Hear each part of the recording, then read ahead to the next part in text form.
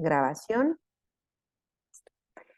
Nos acompaña el día de hoy la doctora Yasmín Arteaga Vázquez. Ella es médica genetista e investigadora en ciencias médicas, adscrita al Instituto Nacional de Ciencias Médicas y Nutrición Salvador Subirán.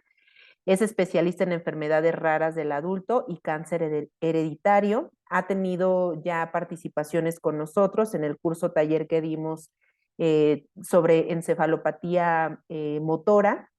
Y pues bueno, tenemos otra vez el placer de que esté participando con nosotros en esta plática que organizamos justo para conmemorar el Día de las Enfermedades Raras, que justo cae el 29 de febrero, ¿no? En este año.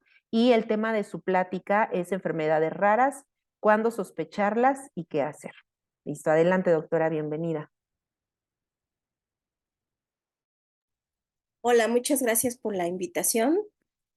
Pues me encanta participar siempre en este tipo de actividades para dar a conocer algunos puntos de referencia sobre enfermedades genéticas y qué mejor este día que se está celebrando el Día Internacional de las Enfermedades Raras. Bueno, entonces, cada año se conmemora el Día Mundial de estas enfermedades el último día de febrero. Justamente se inició en un año bisiesto por la rareza del evento. Y tiene como finalidad reconocer la existencia de estos padecimientos que van debilitando de manera progresiva a las personas que las padecen y que dan una esperanza de vida reducida. Tiene una prevalencia menor a 1 en 2.000 habitantes. De ahí lo de la rareza, ¿no? No tanto porque el individuo sea considerado que tiene una enfermedad rara per se, sino porque, en primer lugar, es poco frecuente, poco conocemos de los síntomas o de la historia natural de la enfermedad y en la mayoría de las veces no existe un tratamiento o una terapia que limite la progresión. Se calcula a nivel mundial que existan 350 millones de personas con enfermedades raras. Y en México, esta estimación nos lleva aproximadamente a 8 millones de individuos que padecen algún tipo de estas enfermedades. Actualmente hay más de 7,000 enfermedades raras diferentes. Poco a poco, estas enfermedades han ido permeando diferentes sectores en cuanto a su importancia. Y de acuerdo a la Ley General de Salud, en México se reconocen 20 enfermedades en un listado que se queda muy corto para todos los tipos de pacientes que vemos. Pero entre estas se encuentran espina bífida o un defecto de cierre del tubo neural, fibrosis quística, hemofilia, histiocitosis, el hipotiroidismo congénito, que es el error innato del metabolismo más frecuente y que es a su vez la causa de retraso mental o déficit intelectual prevenible, ¿no? Por eso su importancia de diagnosticarlo al nacimiento y para este, si existe tratamiento, poder evitar que ese niño llegue, además de las alteraciones musculoesqueléticas que puede presentarse, pues llegue a presentarse un déficit neurológico. Fenilcetonuria, galactosemia, hiperplasia suprarrenal congénita y síndrome de Turner como las principales enfermedades raras que en México se están visualizando y que se están tratando de hacer diferentes actividades en pro de estos pacientes. Dentro de las enfermedades raras existen diversos grupos, no voy a hablar de todos ellos, pero sí decir que una parte muy importante de estas enfermedades raras lo conforman los errores innatos del metabolismo, que era lo que antes se consideraba como enfermedad rara. Ahora ya se ha expandido todo este concepto y podemos ver que un error innato del metabolismo es un grupo de trastornos hereditarios que se caracterizan por un defecto enzimático que generan un bloqueo metabólico.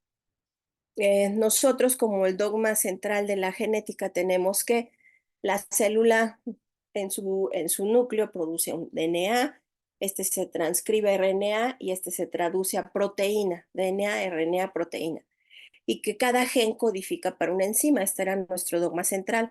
Ahora sabemos que un gen no nada más codifica una proteína, también puede codificar un producto funcional, como puede ser un RNA y este afectar la expresión génica. Entonces, cuando estamos ante un error innato del metabolismo, nos referimos a que hay una mutación en un gen, principalmente todos estos defectos tienen un modo de herencia autosómico recesivo. de manera que requieren que hayan heredado el gen mutado tanto de papá como de mamá para que se presenten.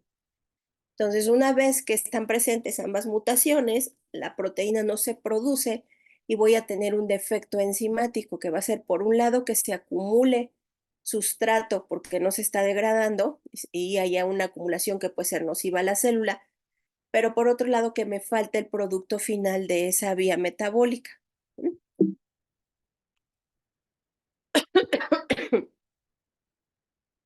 Entonces, es un defecto de origen genético que resulta en la ausencia o anormalidad de una enzima. Y este grupo de enfermedades raras las que nos han llamado más la atención en cuanto al tratamiento que se pueda dar para estos pacientes. ¿Sí? ¿Cuándo sospecharlo? Vamos a ver. La incidencia de estos defectos de errores innatos de metabolismo en conjunto es de 1 por cada 500 a 1500 recién nacidos vivos si los tomamos como paquete. En Reino Unido se sabe que uno de cada 784 niños nacidos vivos tienen un error enzimático. En Italia es mucho menor la prevalencia, uno de cada 3707, pero en Arabia Saudita, por ejemplo, donde hay altos índices de consanguinidad y sabiendo que es una enfermedad autosómica recesiva, la prevalencia aumenta a uno en 666.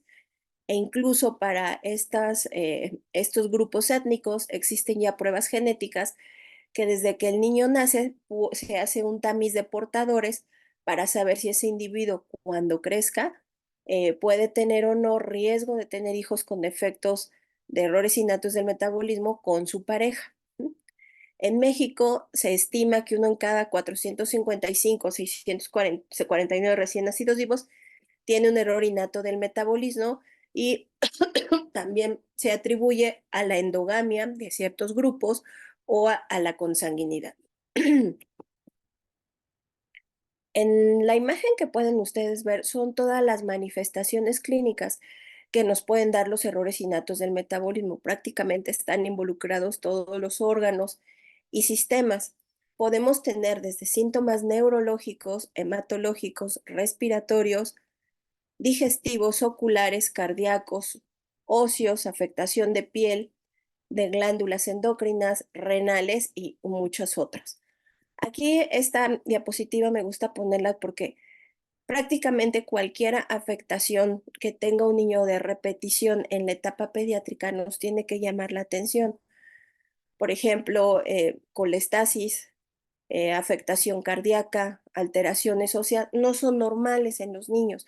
Tenemos que estar muy pendientes de estos síntomas.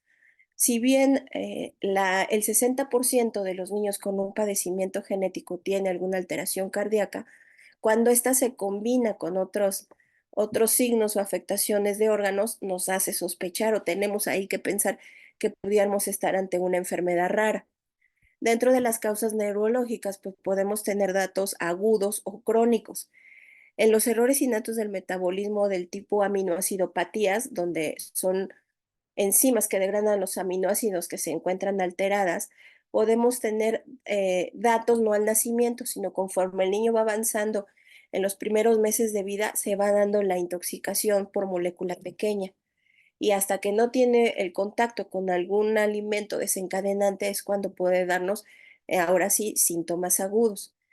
En cuanto a alteraciones hematológicas, pues tenemos desde aquellos individuos que viven en las costas, que tienen una mayor carga de genes africanos y que pueden tener anemias hemolíticas y que están dadas por anemia de células falciformes, ¿no? Entonces, si ustedes ven un individuo con anemia desde la infancia, ictericia, crisis hemolíticas, pues hay que descartar que no tenga una anemia de células falciformes, que también se hereda en forma autosómica recesiva y sobre todo si ese individuo nació en las costas del país.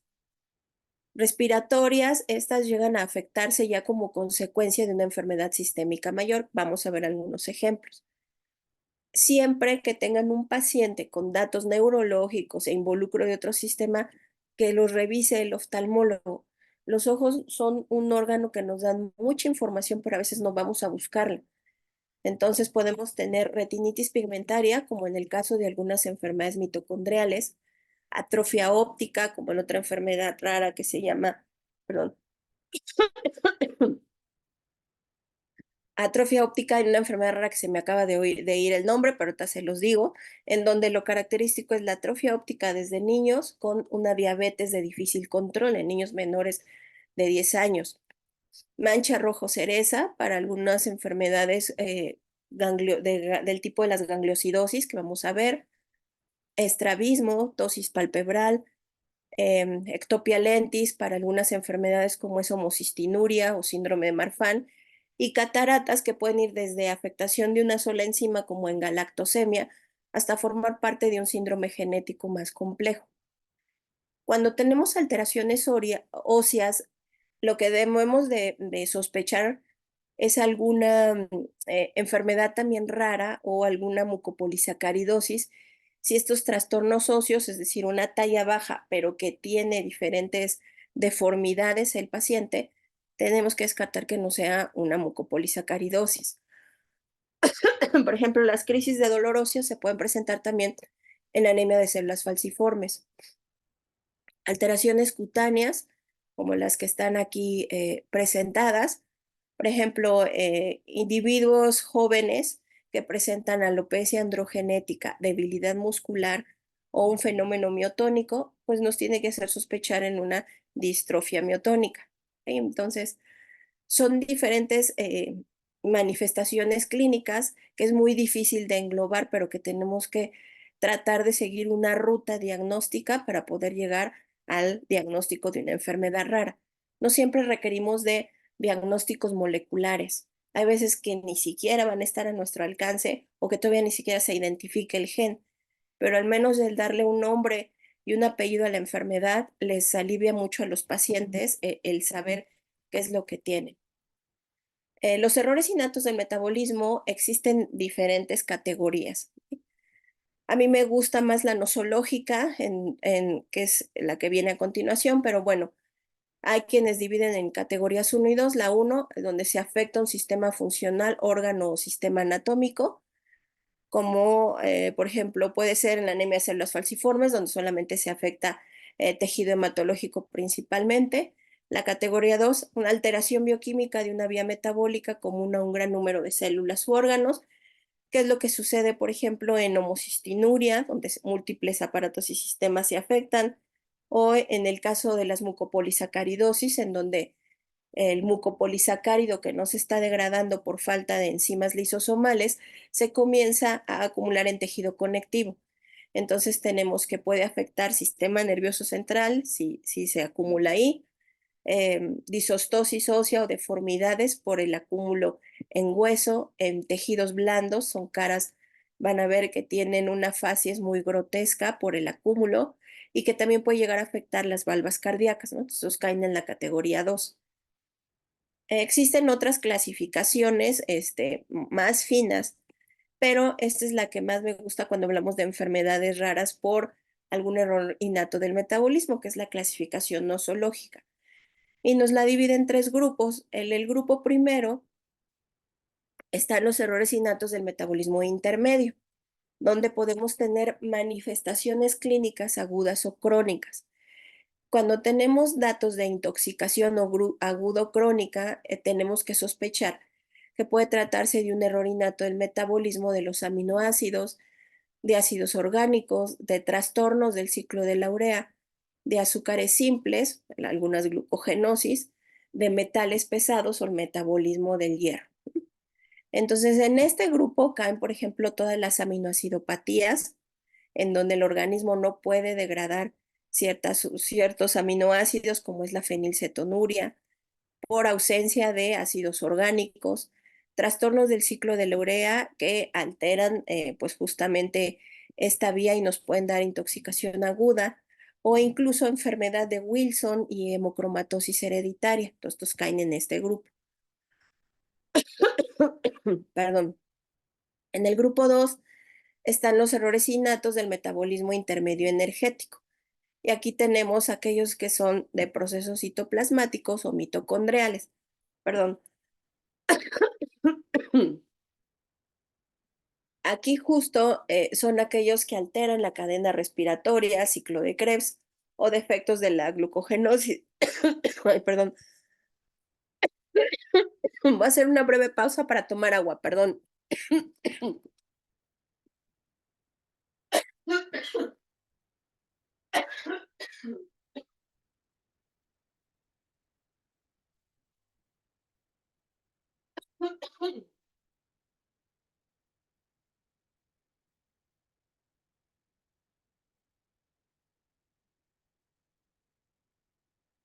Listo, gracias. Entonces, ¿qué tienen estas enfermedades en común que afectan el aporte energético al individuo? Pueden llegar a desarrollarse desde etapas tempranas pediátricas o en la etapa adulta.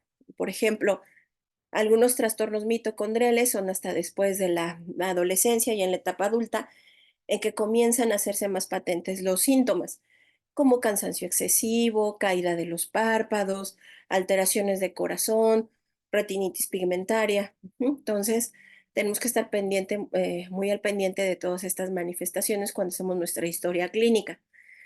Y en el tercer grupo caen los errores innatos, donde hay afectación de enzimas producidas por organelos celulares. Entonces aquí tenemos enzimas lisosomales, peroxisomales, defectos de glicosilación de proteínas y defectos en la síntesis del colesterol. Estas últimas nos dan malformaciones congénitas, entonces a veces estamos ante un niño mal formado que pensamos que puede ocurrir como pues un evento aislado, pero son manifestaciones de un error innato del metabolismo. Por ejemplo, un niño con hipospadias, con cardiopatía congénita, labio paladar hendido y sindactilia en los dedos segundo y tercero de los pies, tenemos que sospechar en un defecto de la síntesis del colesterol que nos está dando un cuadro clínico que se llama síndrome de Smith-Lemli-Opitz. Entonces, cuando veamos un niño malformado, también tener en cuenta que si tiene dos o más malformaciones mayores, es decir, aquellas que ponen en riesgo la vida o la funcionalidad del órgano, entonces tenemos que ver si no se trata de algún síndrome. En general, estas enfermedades pues son de dificultad diagnóstica alta. Primero porque no se consideran inicialmente por la baja frecuencia de cada una de ellas. Segundo, el fenotipo bioquímico es intermitente. Por ejemplo, un niño con fenilcetonuria, que quiero yo medirle aminoácidos, si está con una dieta proteica baja, me puede dar resultados normales. Y no es hasta que tiene una intoxicación aguda en donde yo puedo encontrar un perfil bioquímico compatible. ¿Ok? Algunas glucogenosis, donde está alterada la vía de degradación de glucógeno, pues es hasta que el individuo hace ejercicio y que tomamos la muestra para ver cómo están las enzimas, es que vamos a tener evidencia, si no se nos puede escapar. Otra dificultad que tiene el reconocer estos diagnósticos es que no hay una sintomatología muy específica en los pacientes. Individuos con la misma mutación pueden presentar manifestaciones diversas. ¿Sí? Eso le llamamos expresividad variable. Puede haber que el individuo tenga otra enfermedad intercorrente y que por lo tanto se sobrelapen las manifestaciones clínicas y pase desapercibido el diagnóstico. Algunos recién nacidos por muerte de cuna, que así lo terminan diagnosticando, pudieran tener algún error innato del metabolismo.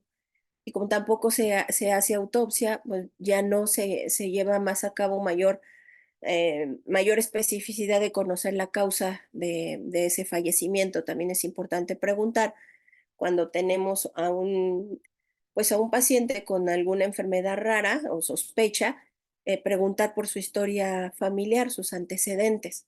A veces que nos reportan que hubo 2 o 3 muertes previas de algún niño o que al nacimiento fallecieron, ¿no? Entonces eso también es importante.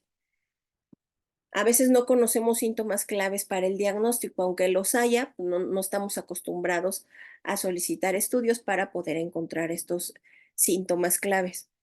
Y a veces tenemos error de confundir un síndrome con una etiología específica, ¿no? A veces pues, estamos sospechando una enfermedad rara, pero la mamá nos cuenta que durante el embarazo consumió X medicamento, pensamos que es algún pues dado por un teratógeno, algún defecto del desarrollo asociado a un teratógeno, y dejamos de investigar. Entonces, siempre tenemos que insistir en que, o sea, en que dentro de nuestro abordaje diagnóstico no podemos dejar de lado las enfermedades raras. Siempre considerar la edad de inicio de los síntomas. A veces el paciente ya pasó toda su niñez y la adolescencia yendo de médico en médico y no le han dado un diagnóstico definitivo. Entonces, siempre hay que hacer mucho énfasis en cuál fue la historia natural de la enfermedad en ese paciente. Y si las manifestaciones clínicas o que lo aqueja tiene algún factor desencadenante, ¿no? A veces las mismas mamás nos dicen, es que está bien el niño, pero cuando va y su papá lo lleva a tomar helado, se pone mal. Pues sí, por toda la dosis de proteínas que le están administrando, los azúcares que le están dando, que dispara esa vía metabólica que no está funcionando bien en el individuo, ¿no? Entonces hay que estar bien pendientes a los factores desencadenantes también.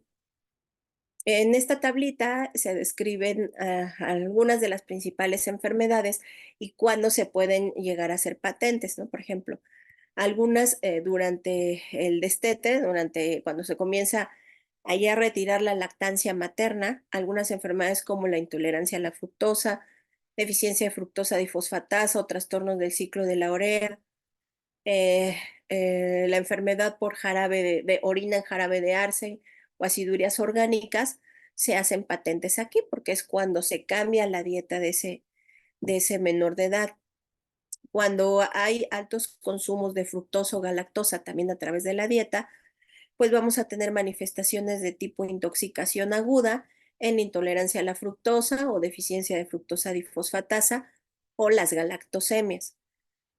En las proteínas, cuando hay un alto consumo de proteínas en el paciente con un error innato del metabolismo por déficit enzimático, podemos poner como ejemplos los trastornos del ciclo de la urea, el síndrome de triple H, la enfermedad de la orina jarabe de Maple, aciduras orgánicas o hiperinsulinismo.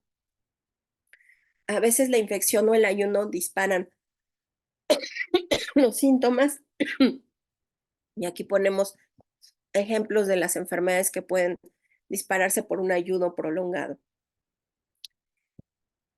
A veces es hasta que el individuo se somete a un evento quirúrgico o a anestesia que se desarrollan síntomas, como es en el caso de la homocistinuria. Perdón. Y otros detonantes son el empleo de fármacos, ¿no? Entonces, mujeres con porfiria, principalmente mujeres porque algunas son ligadas al cromosoma X, pero las mujeres que llegan a presentar porfiria desencadenan sus síntomas con el uso de ciertos fármacos, ¿ok? Entonces, ¿cuándo sospechar un error innato del metabolismo? Pues con la historia familiar. Primero hay que ver si esa enfermedad que estamos sospechando puede ser una autosómica recesiva. Más del 90% de los errores innatos del metabolismo tienen modo de herencia autosómica recesiva.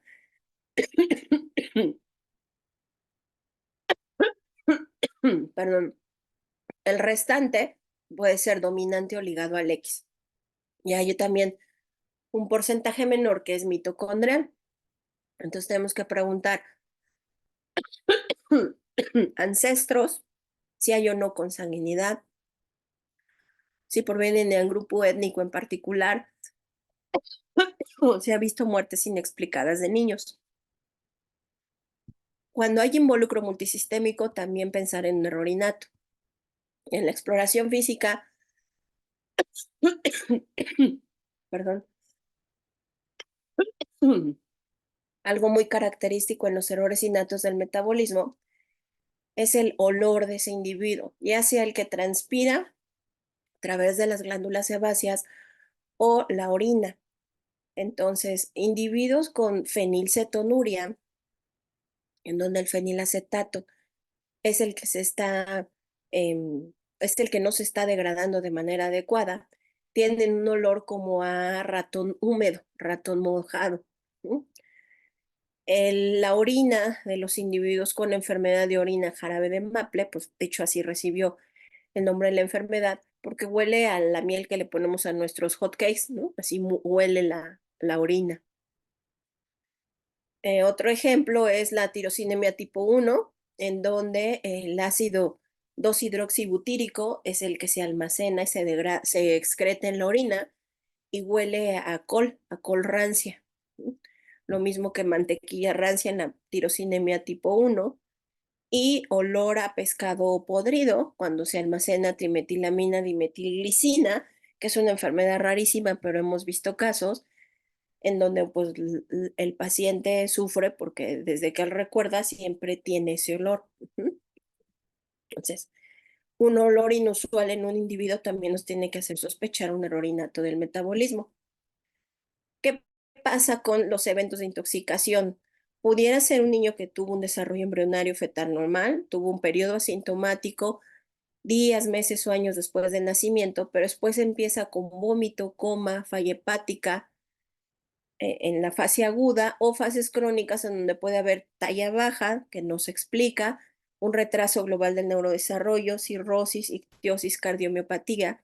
Entonces, estas son, cuando ustedes vean un cuadro así, si bien tienen que descartar que no se trate de un proceso infeccioso, también sospechar que puede ser una enfermedad rara.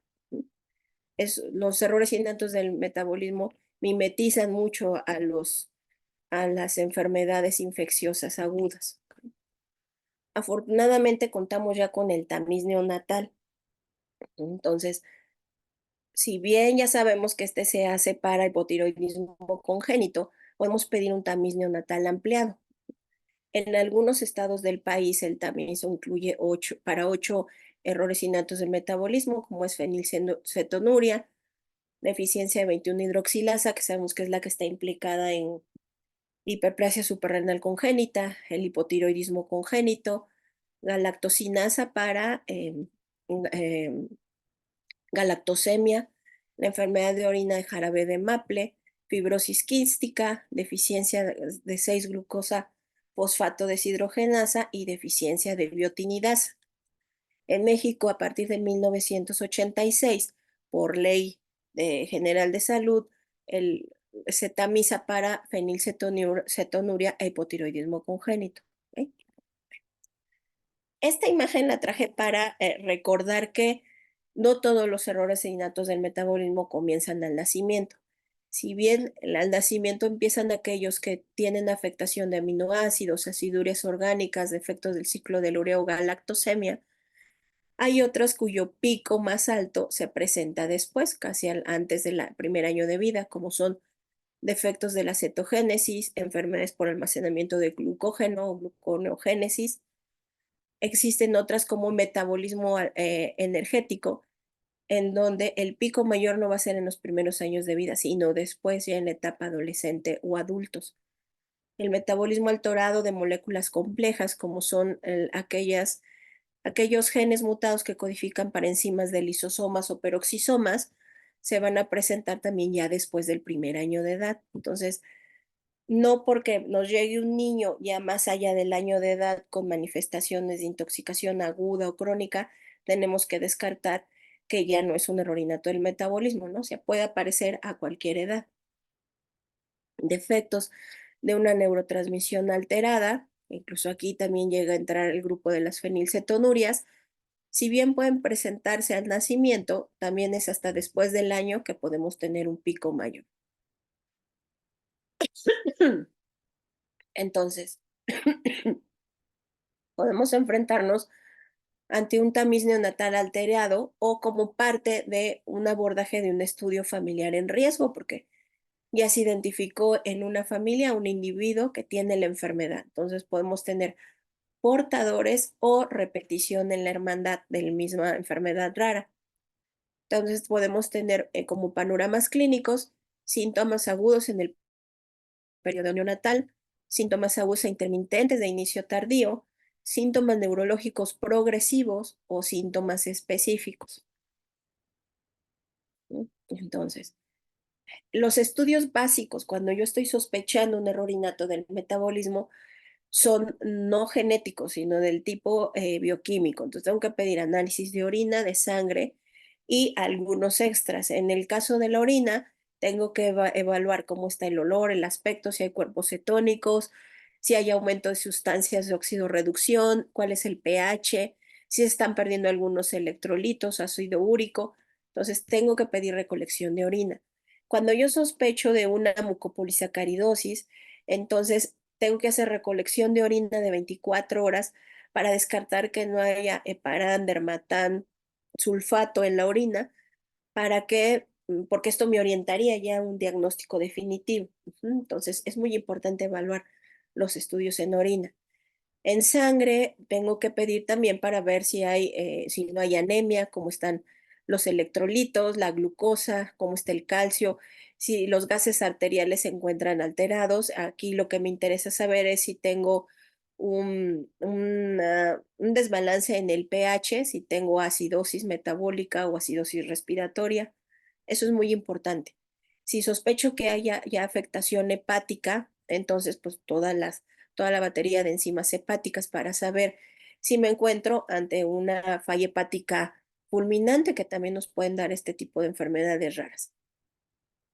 Estudios específicos, puedo hacer sangre, tomar sangre en papel filtro o estudios moleculares si ya tengo una sospecha diagnóstica. Actualmente, pues ya existen paneles genéticos que abordan la mayoría de estos errores innatos del metabolismo. Entonces, ya no voy pidiendo un gen por un gen, que era lo que hacíamos antes, sino se pide toda una batería de genes dado los resultados, pero nunca hay que pedir el estudio a ciegas, siempre tenemos que tener al menos una o dos rutas terapéuticas, más bien diagnósticas, para ver si hay un tratamiento posterior. Que a veces hacemos pagar al paciente un estudio que no le sirvió porque no era el adecuado, ya que no va a incluir los genes que nosotros estamos sospechando. Y a veces, para descartar que no pudiera ser alguna neuroinfección, por ejemplo, que puede simular un error innato del metabolismo, pues se pide punción lumbar, radiografías de tórax si estamos sospechando una disostosis múltiple, o sea, deformidades óseas, un ecotranstorácico para ver también cómo está ese corazón, electrocardiograma, imagen del sistema nervioso central o encefalograma. Algunas veces incluso requerimos de biopsia de piel o estudio postmortem. Aquí no me voy a detener mucho, nada más ver, o sea, que recapitulemos que podemos tener síntomas inespecíficos, datos de sepsis, obstrucción intestinal o falla cardíaca como antecedente que la mamá nos dice de ese niño, pero es importante preguntar si no hubo otro antecedente familiar. De ahí es importante que preguntemos si hay un intervalo libre de estas manifestaciones clínicas o si hubo un deterioro inesperado y si se hicieron algunos estudios para descartar neuroinfecciones. Si todo esto sale negativo, entonces ya tengo yo que ir en busca de alteraciones orgánicas más específicas, ver cómo está el hígado, ver cómo está el riñón, ver cómo está el corazón. Bueno, cuando tengo yo un deterioro neurológico, este se va a presentar casi siempre en etapa neonatal. El 70% de los errores innatos del metabolismo son neonatales, o sea, se presentan al nacimiento, pero no se sospechan, ¿no? O sea, se le atribuye a muchas otras cosas, menos a que puede tener una enfermedad rara, una enfermedad genética, ¿no? Entonces, si tenemos que puede ser por deficiencia energética, ya tenemos toda una ruta diagnóstica, y si es por tipo de intoxicación también. Este es un algoritmo, pero muy útil cuando estamos ante un paciente con estas manifestaciones. Entonces, primero tenemos que ver si sospechamos de que es manifestaciones de tipo intoxicación aguda o crónica recurrente. Vamos a ver si hay cetosis. Entonces, podemos sospechar de alteraciones de aminoácidos en plasma, si es que hay cetonas positivas. Y de las principales enfermedades aquí que tenemos es la enfermedad de la orina de jarabe de Maple. Si tenemos que hay hiperamonemia en los estudios bioquímicos y si se acompaña de cetoacidosis, pues tenemos que descartar acidurias orgánicas o trastornos del ciclo de la urea. Si no hay hiperamonemia, nos vamos a errores innatos del metabolismo malformativos, hablando de hiperplasia suprarrenal congénita que nos dan crisis de pérdida de sal neonatal, como son crisis muy graves, y que es una de las pocas urgencias genéticas que existen, ¿no? Es el hacer el diagnóstico de niños con hiperplasia suprarrenal congénita porque hacen crisis perdedoras de sal que los pueden llevar a la muerte. Ver si tienen dos o más malformaciones para poder integrar algún síndrome como el Smith-Lemli-Opitz que estábamos hablando, o si hay hiperglicinemia que también está dentro de los diagnósticos. Por otro lado, si tengo una deficiencia energética, que es lo que está ocurriendo principalmente en ese niño, tengo que medir el lactato en sangre. Si hay además cuerpos cetónicos, pues entonces puede ser una acidosis láctica primaria y puedo administrar biotina como recurso para ver si mejora. Pero si la afectación de la falla energética es de predominio hepático, pues me tengo que ir hacia enfermedades del tipo galactosemia, defectos de cadena respiratoria. Esto es de tipo intoxicación o déficit agudos. ¿Qué pasa cuando el déficit es más tardío? Bueno, pues puedo sospechar de una enfermedad de Gaucher si hay dolor óseo, si además se acompaña de litiasis renureteral, pues cistinuria, si hay dolor abdominal en crisis, porfiria aguda intermitente, si se suman hipoglicemias con cuerpos cetónicos normales o bajos, defectos de la beta-oxidación, intolerancia al ejercicio, que esto es más frecuente de lo que pensamos.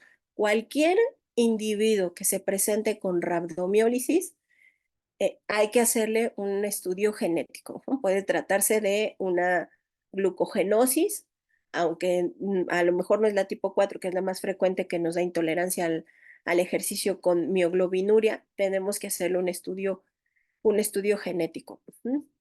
Y la cardiomegalia o debilidad muscular, pues pensar en pompe tardía. Si ustedes alguna vez les toca evaluar un varón o mujer en la etapa adulta con debilidad muscular y falla cardíaca, pues ese paciente tiene enfermedad de Pompe hasta que no se demuestre lo contrario.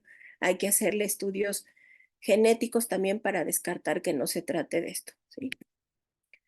Algunos errores nos dan síntomas inespecíficos, como esta mujer adulta donde tenían esta opacidad corneal con úlcera corneal muy grave y esta coloración amarilla con hiperkeratosis en palmas. Cuando nosotros encontramos estos síntomas, pues nos da el diagnóstico de tirosinemia tipo 2, ¿no? Entonces, sí hay enfermedades raras que tienen características inconfundibles. A veces el oftalmólogo es quien nos da el diagnóstico, ¿no? Nos refieren ya al paciente porque le encontraron una subluxación del cristalino. Entonces aquí o puede ser síndrome de Marfan, si además de esto tiene dilatación de la raíz aórtica, un hábitus de huesos alargados, adelgazados, entonces tenemos síndrome de Marfan, pero su diagnóstico diferencial es con un error innato del metabolismo y el homocistinuria, en donde la enzima cistationina beta sintasa está mutada, también es autosómica recesiva, hay subluxación del cristalino también, pero se acompaña de un mayor riesgo de hacer trombosis, ¿no? Entonces tenemos que estar muy al pendiente también de estos defectos. O a veces el hematólogo es quien nos reporta, ¿no? En este caso tenemos la deformación de los eritrocitos, tenemos acantocitos, estos espiculados, que se dan en una enfermedad que se llama abeta-lipoproteinemia. También es autosómica recesiva. Ahora, hablando en conjunto de las enfermedades lisosomales, ¿qué manifestaciones me pueden dar para que yo sospeche que puede tratarse de una de estas 50 enfermedades? Hidrops fetal al nacimiento. Bueno, hidrops fetal como antecedente en la etapa gestante, organomegalia y enfermedad visceral. Siempre que haya hepatoesplenomegalia, tengo que sospechar que puede haber una enfermedad lisosomal de fondo. Si ese niño ya está en una edad de 3 a 5 años, puede presentarse la disostosis múltiple y dismorfias faciales. Y si ese niño progresa, va a tener también ya daño neurológico y regresión incluso de algunas actividades que él ya había ganado. La mucopolisacaridosis, pues está dado porque se almacenan glucosaminoglicanos. No voy a ahondar más aquí, nada más decir que dependiendo de qué glucosaminoglicanos se estén alterando por el déficit enzimático, puedo tener diferentes síndromes. En conjunto, tiene una prevalencia de 1 en 25,000. Todos son autosómicos recesivos, excepto el síndrome de Hunter, que es la mucopolisacaridosis tipo 2. Y pues, ¿cuándo sospecharlos? Cuando tengo un pequeñito con rasgos toscos, que hay hepatoesplenomegalia, hernia umbilical o inguinales de repetición, otitis de repetición, porque el acúmulo de glucosaminoglicanos en la trompa de Eustaquio hacen que haya otitis de repetición, hipoacusia u obstrucción respiratoria. Aquí hay afectaciones, como pueden ver, multisistémicas a nivel de esqueleto, neurológicas, de tejidos blandos y también daño de las valvas cardíacas. En cuanto al síndrome de Horler, les voy a enseñar mejor las fotos, pues aquí tenemos pequeñitos con deformidades óseas, ¿no? Llegan a desarrollar una macrocefalia relativa, lo que está engrosado es el diploe. Vean la facies tosca por el acúmulo del mucopolisacárido, les hace ver de mayor edad a estos pequeñitos, cuello corto, son niños que roncan mucho por la obstrucción también de vías aéreas, tienen un tórax corto, las manos en deformidad en garra por el acúmulo que impide la extensión completa de las articulaciones, pueden tener alteraciones también de las valvas cardíacas y hepatoesplenomegalia.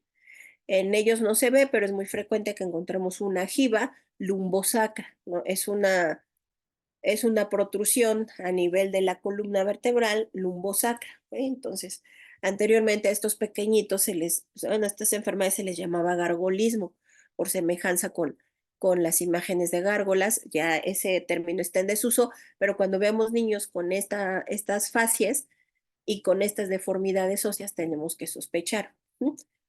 Puede haber en este tipo de enfermedades pérdida de la transparencia corneal, es decir, opacidades corneales, rinitis o sinusitis de repetición, displasias de válvulas mitral y aórtica, síndrome del túnel del carpo por el acúmulo del mucopolisacárido en esta región, las hernias, hepatoesplenomegalia y las contracturas, ¿no? Entonces es una afectación multisistémica. Perdón.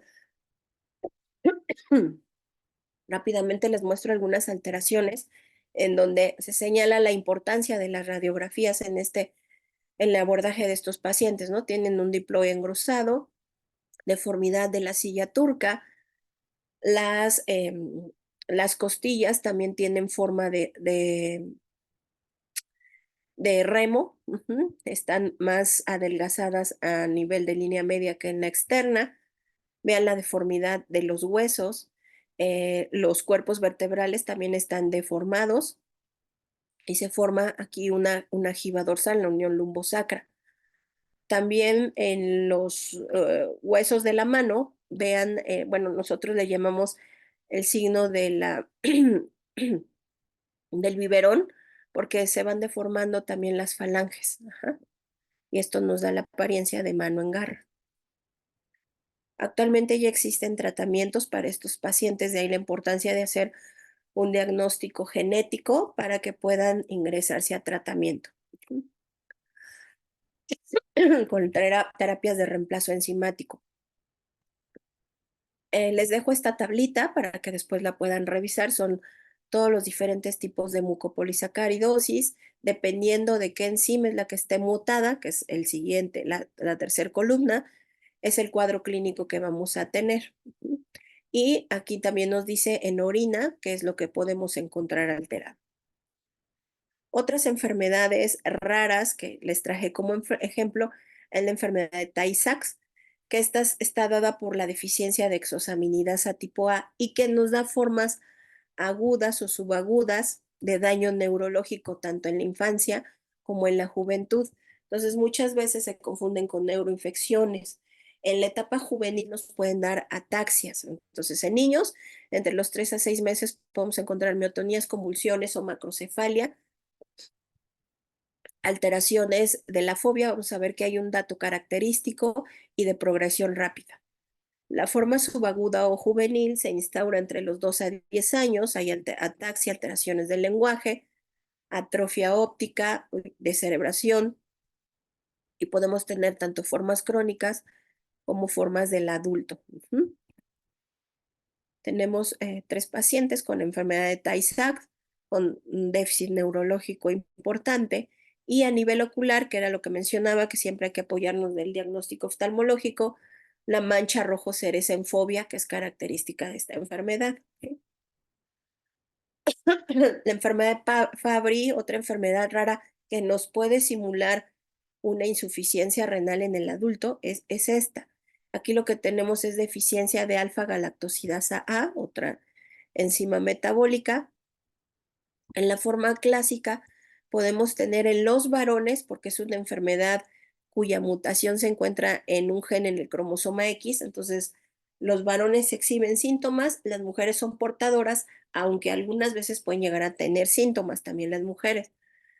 Hay más de 500 mutaciones ya reportadas y pueden debutar con falla renal o falla cardíaca ya por infiltración. Aquí tenemos que podemos encontrar síntomas inespecíficos como fatiga, cansancio de la musculatura de las extremidades inferiores, pero es muy característico una neuropatía periférica. Los varones se quejan de un dolor que es quemante, que arde y que son episodios repetidos a manera de crisis. Eso es lo que lleva a que el varón acuda al médico a tratarse este tipo de neuropatía tan agresiva. Puede haber infarto en edad temprana, también está alterada hay datos de disautonomía como es la hipohidrosis, puede haber complicaciones cardíacas y también puede haber microalbuminurias, una insuficiencia renal crónica que está dada por esta misma enzima. Es muy característico estas lesiones en piel, estas que denominamos angioqueratoma. ¿Sí? Estas son lesiones casi patognomónicas de la enfermedad de Fabry y sobre todo la encontramos a nivel infraumbilical o en los muslos. Entonces, siempre hay que ir a buscar esto. Y la córnea, perdón, córnea verticillata, es como si fuera un vórtice dentro de la córnea que pues ya con eso tendríamos el diagnóstico. La confirmación de angioqueratoma y córnea verticillata nos hacen el diagnóstico en un individuo con enfermedad de Fabry. También existe ya terapia enzimática, hay dos formas de la enzima de reemplazo, galsidasa A y alfa. La enfermedad de Gaucher es otra enfermedad rara que podemos ver a nivel infantil, donde también hay formas neuropáticas y no neuropáticas. El espectro clínico puede presentarse a cualquier edad. Y aquí lo más llamativo es la hepatoesplenomegalia tan importante que llegan a desarrollar los pacientes. Aquí tenemos un paciente sin tratamiento y después de varios meses de tratamiento con la terapia de reemplazo enzimático. Podemos tener también incluso hidrops fetalis al nacimiento. Ajá. Y en cuanto a huesos, hay esta deformidad en matraz de Erlenmeyer del fémur, que es característico de la enfermedad de Gaucher. Hay fracturas patológicas, tanto en cuerpos vertebrales como en costillas, ¿sí? Y la hepatoesplenomegalia masiva, ¿no? Entonces, no olvidar de los auxiliares de diagnóstico de imagen con estos pacientes. Ya también cuenta con un tratamiento. Rápidamente les menciono la enfermedad de Pompe, que si bien es la mayor frecuencia de los pacientes afectados, tiene una presentación infantil que inicia a los 2, 3 meses de vida con todas estas manifestaciones. Podemos encontrar una enfermedad de Pompe tardía. Esta puede empezar de la segunda a séptima década de la vida, tiene una expresividad muy variable.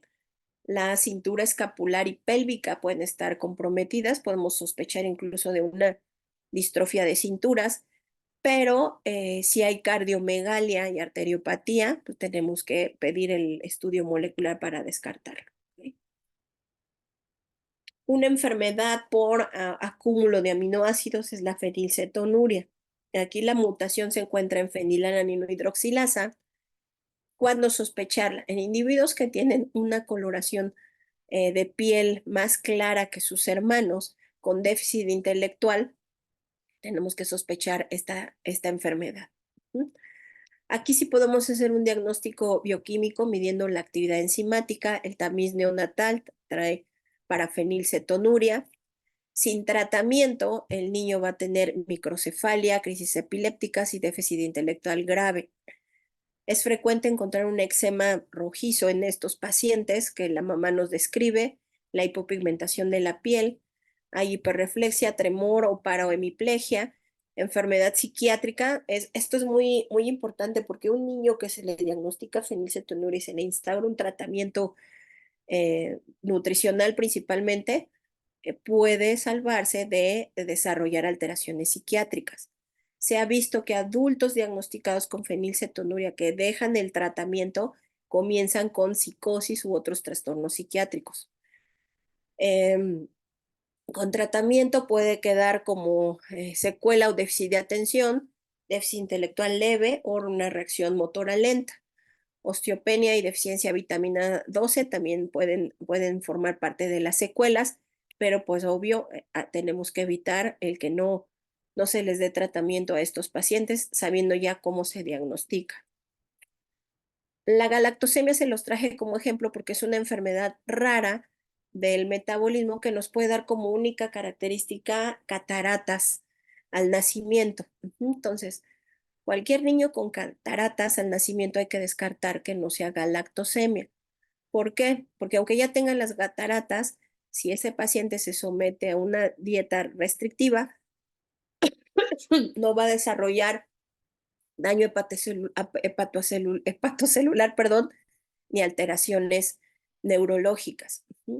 La enfermedad clásica nos afecta hígado, puede haber vómito y diarrea cuando se instaura la lactancia materna, puede llegar a presentar letargo, convulsiones e incluso confundirse con neuroinfección o sepsis. Y las complicaciones de un niño con galactosemia no tratada pues son catarata, alteraciones del lenguaje, retraso del crecimiento, déficit intelectual o ataxia. Aquí muy importante que esta enfermedad tiene una herencia autosómica recesiva, pero las mujeres portadoras, es decir, que en su material genético solo tienen un gen de galactosemia mutado, llegan a desarrollar fallo ovárica prematura, las portadoras. Entonces ellas nunca van a desarrollar galactosemia, pero se les tiene que avisar que son portadoras, porque si no ya no van a poder tener hijos si se esperan demasiado a procrear. Entonces, en estas mujeres que se detectan, se les tiene que dar el asesoramiento genético para que sepan, vean cuál es su reserva ovárica y ver si requieren de congelamiento de óvulos o desean cumplir su progenie antes de que tengan la falla ovárica. ¿Okay? Entonces, lo más importante aquí es el inicio de la dieta en los primeros 3 días a 10 de vida y darles una fórmula libre de lactosa para evitar todas estas complicaciones. Por último, les traje una enfermedad rara a la cual se le ha hecho pues una mayor divulgación en cuanto a sospecharla y que si bien no es un error innato del metabolismo, por definición de enfermedad rara, entra en este contexto y para el cual sí tenemos un tratamiento al menos para paliar algunos de los síntomas, que es el síndrome de Turner. El síndrome de Turner una, es una enfermedad genética, es una cromosomopatía, en donde solamente contamos con un cromosoma sexual. Hay ausencia del otro par del cromosoma sexual, ¿no? Entonces, los varones somos 46XY, las mujeres somos 46XX, y el paciente con síndrome de Turner es 45X. Se pudo haber perdido un cromosoma X o se pudo haber perdido un cromosoma Y, por eso decimos ausencia de un segundo cromosoma sexual. ¿Cuándo sospechar pacientes con síndrome de Turner? Bueno, son pacientes con talla baja. Podemos encontrar a lo largo de la historia natural de la enfermedad pistas diagnósticas. ¿Okay? Por lo que más nos van a llegar a la consulta es por la talla baja las niñas y por la cardiopatía congénita. La cardiopatía congénita más frecuente en síndrome de Turner es la válvula aorta bivalva, perdón, es la más frecuente, pero la más característica es la coartación aórtica. Entonces, si yo veo una niña recién nacida con coartación aórtica, tengo que ir a buscar específicamente si no hay estigmas de síndrome de Turner. ¿Cuáles son esos estigmas al nacimiento? Pues bueno, es un cuello alado, un cuello ancho. ¿Sí? La implantación baja de la línea del cabello posterior es otra característica. Ajá. La talla, también la talla, incluso desde el nacimiento puede estar alterada. Puedo tener linfedema, como vemos aquí, de manos y de pies. Es un, es un edema frío. Eso se le tiene que consultar a la mamá si ya no llega el paciente a una edad más avanzada, si al nacimiento no presentó las manos y los pies hinchados o gorditos, porque eso es característico. ¿Qué más? Tienen un tórax ancho, que le llaman tórax en tipo de escudo, de guerrero. Vean el cuello alado. La cara tiene una forma triangular. Uh-huh. A veces, si no nos llega por talla baja esa paciente, nos llega por amenorrea, no menstruan, porque hay una disgenesia gonadal, tenemos unas cintillas en lugar de tener ovarios, por lo tanto, pues, no va a haber desarrollo de caracteres sexuales secundarios. Entonces, también por eso nos pueden llegar a consultar.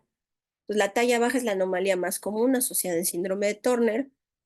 La apariencia visual del cuerpo del tórax de la niña también está alterado, es un tórax ancho. El cuello corto es secundario a la hipoplasia de uno más de las vértebras cervicales. Podemos tener crecimiento de huesos largos de manera alterado de manera selectiva. Las piernas están relativamente más cortas que el segmento superior y puede haber cubitus valgus, que es, aquí lo estamos viendo en la foto de arriba, es característico y también podemos tener genu valgus. Otros datos que nos dan es esta deformidad de Madelung, que también nos tienen que hacer sospechar en el síndrome. Pueden tener escoliosis. Y bueno, les traje algunos de los defectos que más vemos y la forma en que hay que sospecharlos y qué hacer. ¿Qué hacer? Refieran esos pacientes ya sea con un pediatra, un endocrinólogo o un médico genetista para que puedan englobar todas estas rutas de diagnóstico, todos estos algoritmos de estudios que se tienen que solicitar. Si ustedes se encuentran en un hospital de segundo o tercer nivel, les va a ser sencillo, pero si no, tienen que referirlo para que todo un grupo multidisciplinario pueda atender a estos niños. Ustedes ya con el hecho de haber sospechado un error innato, ya van de ganancia, ¿no? Es más fácil pedir una biometría o un lactato o estudios en orina y ver que salió negativo, pero no quedarnos con la duda de, híjole, a lo mejor sí era y no pedí el estudio. Y estos estudios no son caros, ¿no? Los estudios que nos van a ir orientando al principio no son caros. Ya después, si quiero hacer un estudio genético, pues tendré yo que ver cuál es el ideal. Pero siempre si traten de, si no darle el apellido a su enfermedad, darle el nombre, es decir, este puede ser un trastorno del ciclo de Luria, esto me parece que es una mucopolisacaridosis, esto puede ser una glucogenosis o un síndrome de Turner, para que entonces ese paciente pueda tener toda la ayuda necesaria para poder llegar a un diagnóstico preciso. Muchas gracias. Muchas gracias, doctora. Vamos a ver si llegan a tener alguna pregunta. Em, Aquí nos agradecen el que comparta su experiencia. Y bueno, a mí me gustaría preguntar, me quedó duda de, por ejemplo, cuando se pide la parte de las radiografías, hay como algunas áreas donde cuando nosotros llegamos a sospechar de alguna alteración en el metabolismo óseo, ¿cuáles serían las básicas para poder empezar a revisar a este paciente? Sí, muchas gracias por la pregunta. Hay que pedir una serie ósea completa para ver cómo están esos huesos, para ver si no hay deformidades, si no hay disostosis.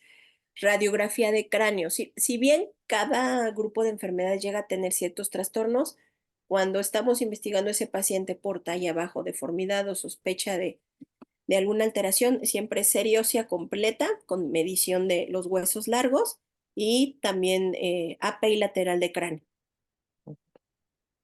Muchas gracias. Y aquí nos preguntan si hay laboratorios que ofrezcan hacer el diagnóstico sin costo, pensando que teniendo el diagnóstico se puede acceder al tratamiento más fácilmente. Sí, depende de qué tipo de diagnóstico estemos hablando. El diagnóstico bioquímico basal se puede hacer, pues no le va a dificultar al paciente.